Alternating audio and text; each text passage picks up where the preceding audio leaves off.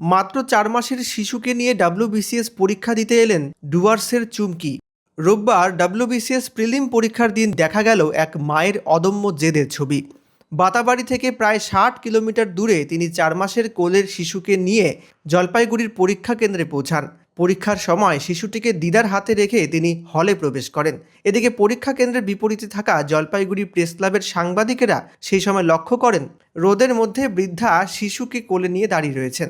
পরে প্রেস ক্লাবের পক্ষ থেকে তাকে ওই ঘরের মধ্যেই বসার ব্যবস্থা করে দেওয়া হয়। এই ছবি দেখে অনেকেই অবাক হন। প্রতিকূল পরিস্থিতিতেও মেয়েরা নিজেদের স্বপ্ন পূরণের জন্য যে লড়াই চালিয়ে যাচ্ছেন, এটা তারই এক উদাহরণ।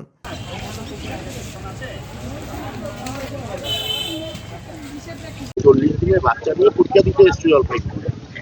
কিভাবে এটা প্রিপারেশন নিলে আর এটা কিভাবে পরিকল্পনাটা করেছে? প্রিপারেশন আমার মা আমাকে সাহায্য করেছে। প্রেগন্যান্সি টাইমে আমি তো কোনো কাজ করতে পারিনি, মানে অত ভালো পড়াশোনা করতে পারিনি, মানে মোটামুটি পড়াশোনা করেছি। প্রশ্নপত্র অত হার্ড আসেনি, যদি আরেকটু মানে পরিশ্রম করা যেত তাহলে ক্র্যাক করতে পারতাম। 40 দিনের বাচ্চা নিয়ে তুমি বাতাবাড়ি থেকে এখানে এসছো, হ্যাঁ, এটা একটা মানে অবিশ্বাস্য বলে মনে হচ্ছে।